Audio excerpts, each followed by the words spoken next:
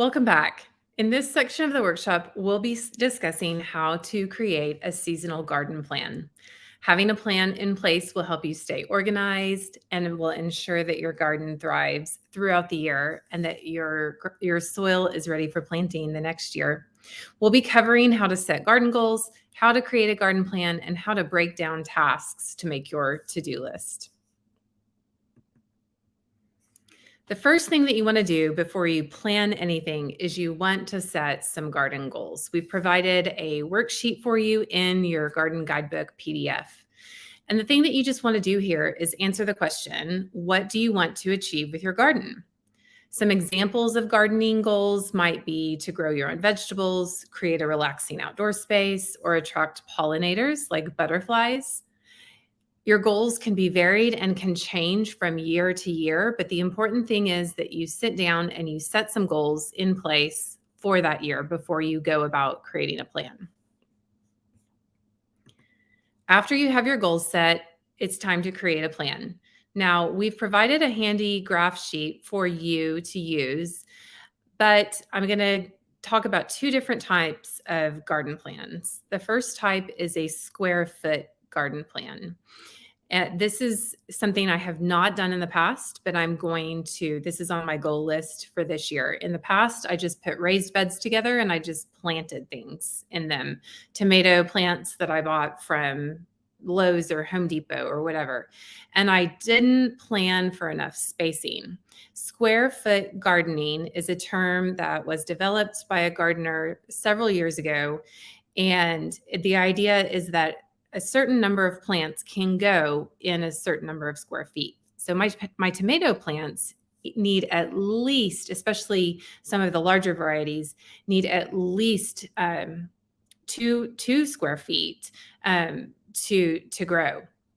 And so I'm hoping that square foot gardening, most of the time square foot gardening is used in fruit and vegetable gardening if you're going to have an edible garden.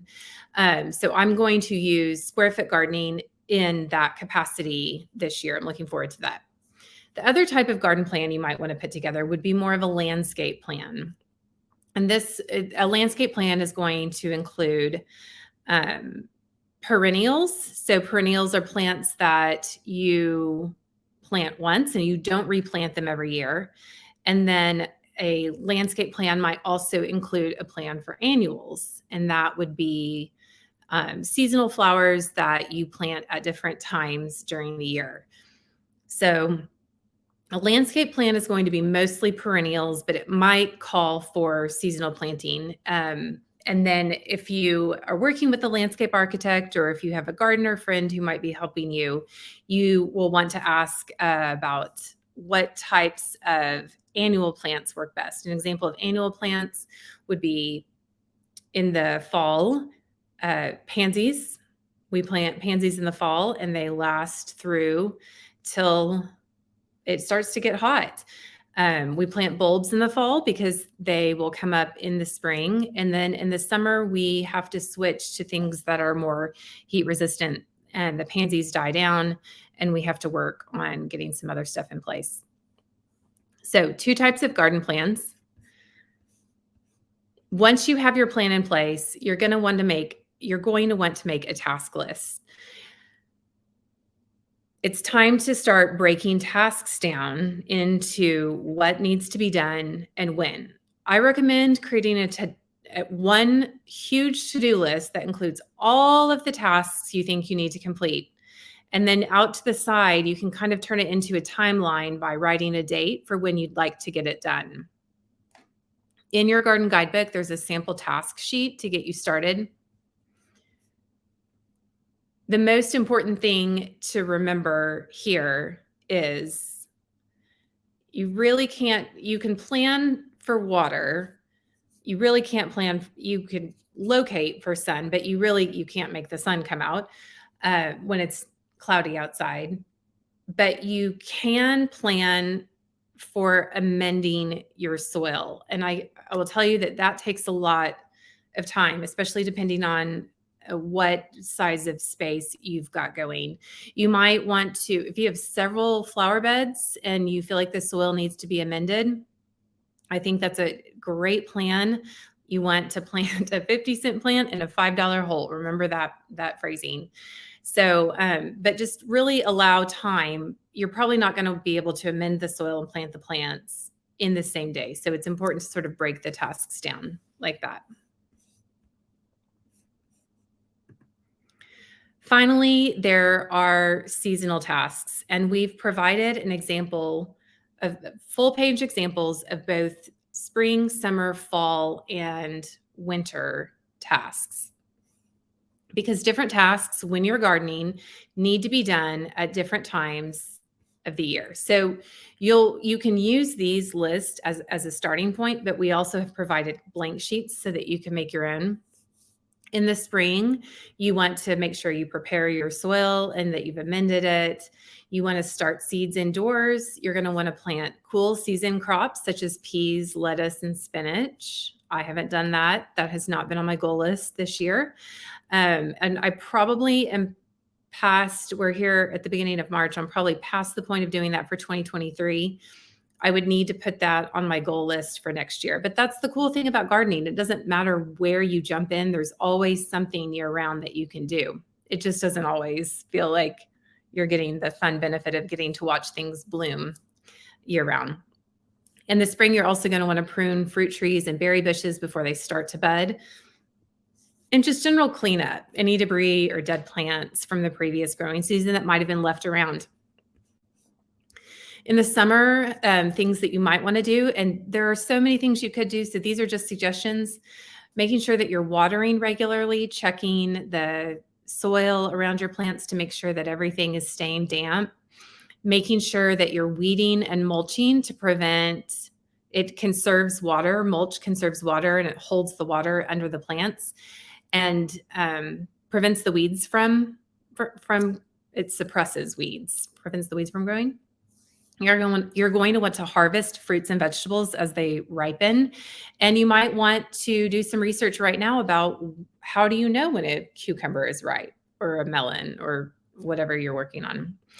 Also during the summer, you're going to want to monitor for pests and diseases and treat as needed. Every single year I've gardened, we have had some kind of crazy pest or disease situation happen, and it will happen, and you just need to be prepared to tackle it. You can go to your local nursery or garden supply center, and they usually have a great someone on hand who will be able to look at a photo of what you're dealing with and best recommend what you might need for your area. Also during the summer, and it's so hot, but I walk around and I do this deadhead flowers to promote continued blooms. So during the summer, you'll see me in the evenings walking around here picking deadheads off roses. In the fall, you can plant some cool season crops again, like broccoli, cauliflower, and cabbage. You can harvest root crops like carrots, beets, potatoes, things like that before the ground freezes. You also might want to plant what is called a cover crop. I have never done this, but a cover crop it's a plant that will grow during the winter over your garden bed, and it helps improve the soil health and fertility over the winter. And then you might want to collect and save seeds from plants that you want to grow again next year. If you do that, you might want to Google if there's certain types of processing. Some seeds need to be processed to germinate again. So you would want to look up that if that's something you wanted to do. And then rake your leaves. And if you've got a compost pile, take them to your compost pile. If you don't have a compost pile, I do recommend starting one. We have a compost bin that's all compact and you just rotate stuff through there. But it does attract flies during the summer. I will warn you about that. And then examples of winter seasonal tasks that you might want to do would be, if you know it's going to freeze, you might want to protect certain plants by covering them with blanket or adding an extra layer of mulch or something like that. You can also, in the winter, start researching and ordering seeds and plants for the next growing season. You're going to want to, in winter, clean and sharpen your tools in preparation for next year's growing season. We've got a handy little sheet in the workbook to guide you through sanitizing your tools. And then Sometimes local places will have workshops or classes where you can learn new gardening techniques or strategies. And so checking those out would be a fun thing. And then you can plant, you could even think about doing a winter interest garden by planting evergreens and installing bird feeders and bird houses to create some activity outside your windows. So that concludes part 2 of our garden guidebook workshop, and I'll see you guys in the next video.